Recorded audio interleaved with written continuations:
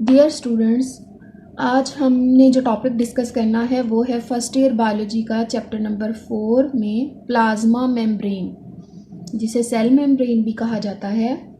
Plasma membrane या cell membrane जितने भी लिविंग सेल्स हैं उनकी आउटर मोस्ट बाउंड्री होती है, लेकिन जब हम बात करते हैं प्लांट्स की या हम बात करते हैं फंजाई की तो उनमें प्लाज्मा मेम्ब्रेन के बाहर सेल वॉल भी होती है।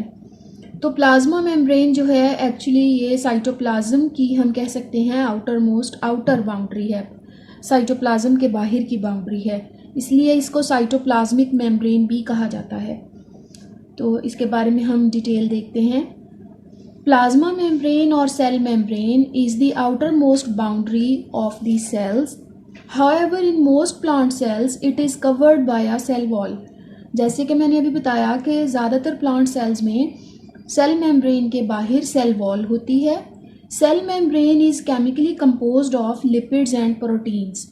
अगर आप केमिकली देखना चाहें कि सेल मेम्ब्रेन में कौन कौन से ऐसे केमिकल कंपाउंड पाए जाते हैं जिनसे ये मिलकर बनी है, तो इसमें दो मेजर कंपाउंड्स हैं, लिपिड्स और प्रोटीन्स, जिनकी जो परसेंटेज है, प्रोटीन की परसेंटेज 60 to 80% है, जबकि लिपिड्स की जो परसेंटेज है वो 20 to 40% है। In addition there is a small quantity of carbohydrates. इसके अलावा बहुत थोड़ी मिकदार में इनमें कार्बोहाइड्रेट्स भी पाए जाते हैं। अगर हम ये इसकी देखें प्लाज्मा मेम्ब्रेन की, यहाँ पे आपको डायग्राम दिखाई हुई है जो कि इलेक्ट्रॉन माइक्रोस्कोप में हमें नज़र आएगी।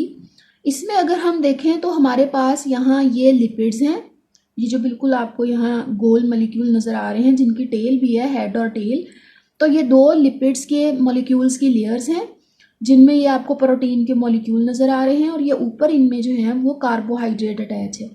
तो ज़्यादा मिकदार हमें किसकी नज़र आ रही है इसमें, प्रोटीन्स की और लिपिड्स की। थोड़ी सी मिकदार में इसमें आपको कार्बोहाइड्रेट भी नज़र आएंगे। मैनी बायोलॉजिस्ट, अब इसका हम जब स्ट्रक्चर देखते हैं तो स्ट्रक्चर में वो कहते हैं कि many biologist contributed to establish the structural organisation of cell membrane. तो होता ऐसा ही है कि बहुत सारे जो साइंटिस्ट हैं वो किसी एक ही चीज़ पे बहुत ज़्यादा काम करते हैं, उसके बारे में बहुत ज़्यादा रिसर्च करते हैं। तो बहुत सारे बायोलॉजिस्ट हैं जिन्होंने सेल मेम्ब्रेन की ऑर्गेनाइजेशन के बारे में हमें बताया, इस पर बहुत ज़्यादा वर्क किया। तो it was proposed earlier that cell membrane is composed of lipid bilayer sandwiched between inner and outer layers of protein। जो बहुत एक कदीम नज़रिया है, जो जब अब सेल मेम्ब्रेन पे अभी काम स्टार्ट हुआ है तो बायोलॉजिस्ट ये कहते थे कि उनका ये नज़रिया था कि सेल मेम्ब्रेन जो है वो इसमें जो लिपिड्स हैं दो लेयर्स की सूरत में है, ठीक है। बिल्कुल ऐसे ही जैसे हमारे पास हम दो ब्रेड के स्लाइस लेते हैं और उसके अंदर फिलिंग करते हैं, तो ये साइंटिस्ट कहते थे, बायोलॉजिस्ट कहते थे कि जो फिलिंग है वो लिपिड्स हैं और जो दोनों ब्रेड के स्लाइस हैं ऊपर नीचे जो हम रखते हैं ब्रेड के पीस, वो दोनों क्या हैं, प्रोटीन्स हैं। इब्तदाई नज़रिया ये था।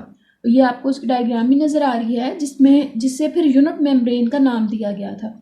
इसमें यह कहा गया कि लिपिड बायलेयर यानी कि लिपिड्स की ये दो लेयर्स जो हैं sandwiched between two layers of protein, यानी कि एक लेयर ऊपर प्रोटीन की एक नीचे, और दरमियान में ये जो है लिपिड बायलेयर, लिपिड की दो लेयर्स जो हैं वो दरमियान में मौजूद हैं। तो इसको कहा गया यूनिट मेम्ब्रेन, ठीक है। प्रोटीन्स जो कि ग्लोबुलर हैं, गोल हैं, और जो उसकी कह लें स्ट्रक्चर हम प्रोटीन का पढ़ेंगे उसमें हम देखेंगे शेप वाइज, तो ग्लोबुलर प्रोटीन है, और नीचे जो हैं ये भी प्रोटीन्स ही हैं।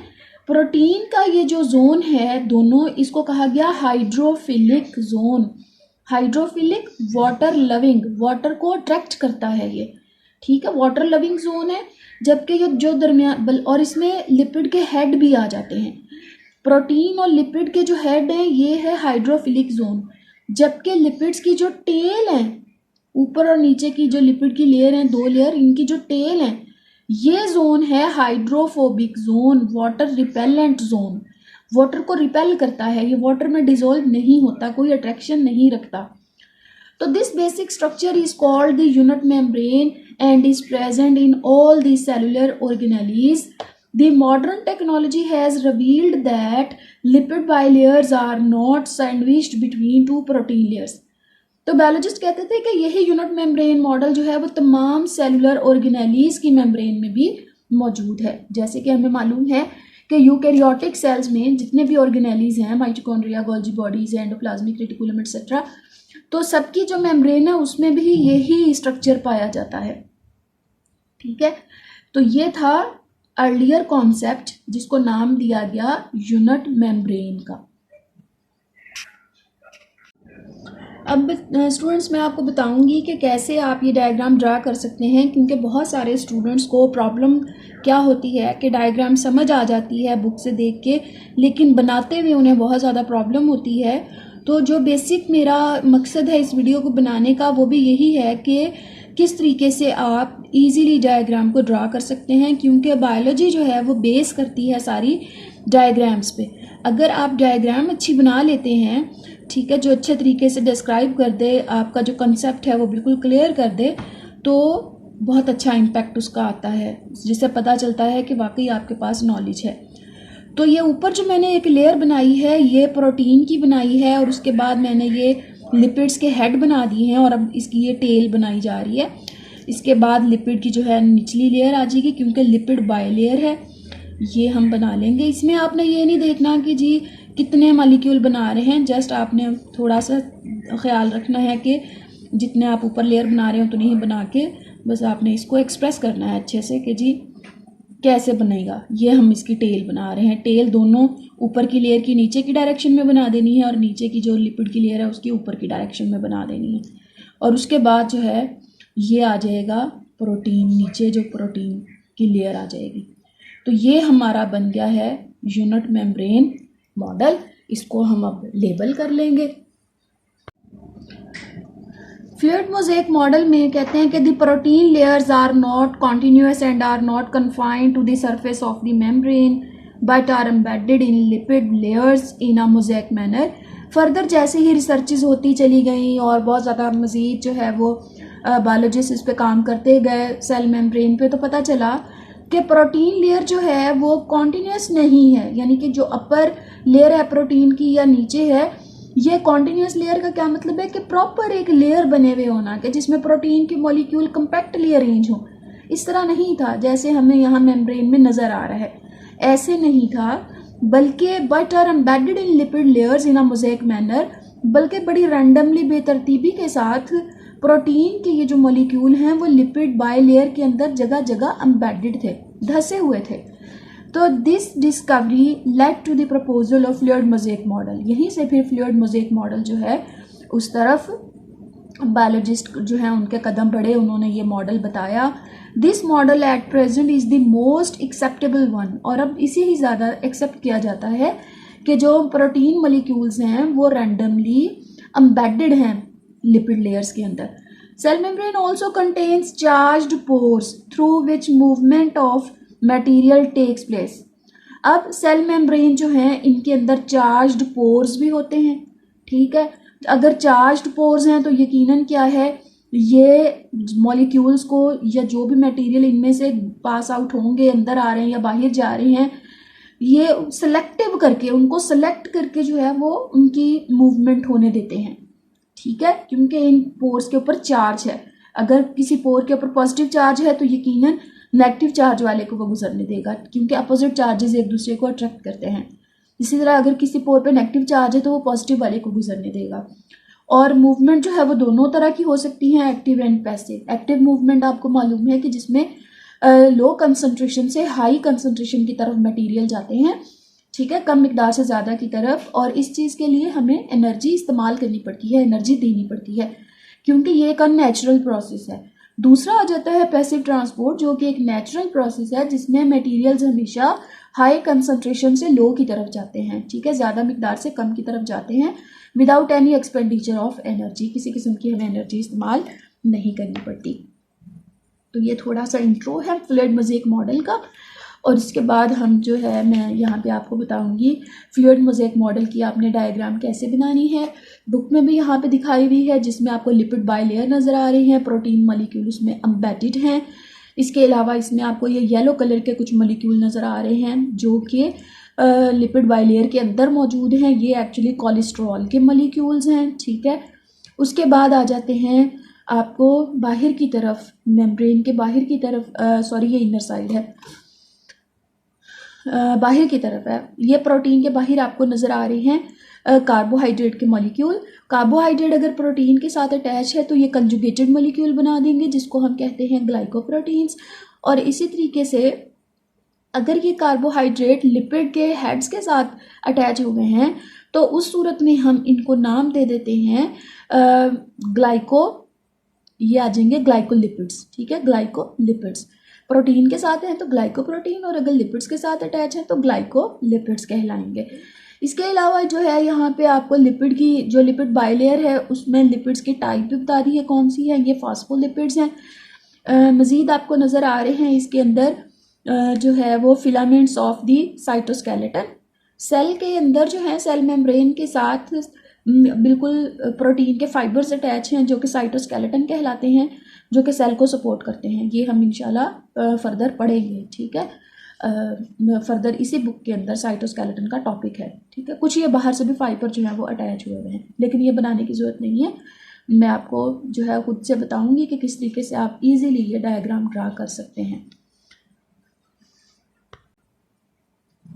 अब हम कैसे बनाएंगे कि हम प्रोटीन लिपिड बाइलेयर हम पहले ड्रा करेंगे, ठीक है। ये लिपिड बाइलेयर हम बना रहे हैं।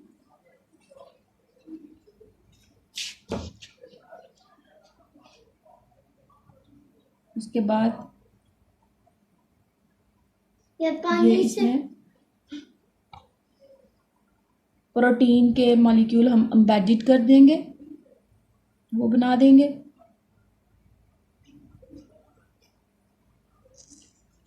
और ये आ जाएगी लिपिड के जो मॉलिक्यूल्स हैं, फास्फोलिपिड्स जो हैं, उनकी टेल, वो बना देंगे।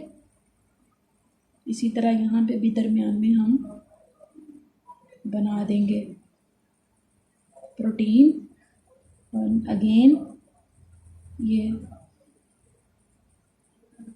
लिपिड की लेयर बना देंगे। उसके बाद ये इनकी आ गई टेल।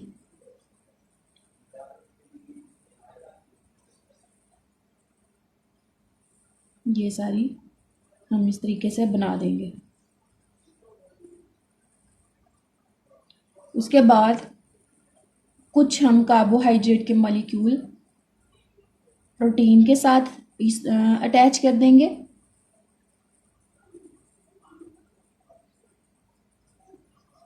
इस तरीके से, और कुछ जो है हम लिपिड के साथ अटैच कर देंगे।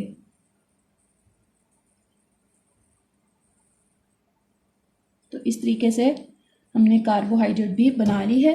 इसके अलावा हमने यहाँ पे कुछ कोलेस्ट्रॉल के मॉलिक्यूल दिखाने हैं, ठीक। कुछ जगहों पे हम इस तरह कोलेस्ट्रॉल के मॉलिक्यूल बना देंगे। ये हमारा फ्लूइड मोज़ेक मॉडल है। अब हम इसको लेबल कर लेंगे। ये हमने इसको लेबल कर लिया है कि वो कार्बोहाइड्रेट्स जो लिपिड्स के साथ अटैच हैं ग्लाइकोलिपिड कहलाएंगे, और इसी तरीके से वो कार्बोहाइड्रेट जो प्रोटीन्स के साथ अटैच हैं वो ग्लाइकोप्रोटीन्स कहलाएंगे। इसके अलावा हमें यहाँ कोलेस्ट्रॉल नज़र आ रहा है, प्रोटीन नज़र आ रहा है, और हम ये रह गया लेबल वन होने वाला, इसको भी कर लेंगे। ये हमारे पास क्या है, ये है फॉस्फोलिपिड। तो ये हमारा है फ्लूइड मोज़ेक मॉडल। अब हम देखेंगे फंक्शंस क्या हैं सेल मेम्ब्रेन के, ठीक है, वो हम देख लेंगे। ये मैं आपको टेक्स्ट बुक से करवा रही हूँ। जैसे जैसे आपको बताया स्टार्ट में कुछ जो है वो डेफिनेशन आ गई, देन स्ट्रक्चर आया, उसके बाद जो है ये फंक्शन आ जाएगा। स्ट्रक्चर में आप हेडिंग दे लें बेशक यूनिट मेम्ब्रेन की, उसके बारे में बता दें। उसके बाद फ्लूइड मोज़ेक मॉडल का आप दे दें हेडिंग, उसके बारे में बता दें।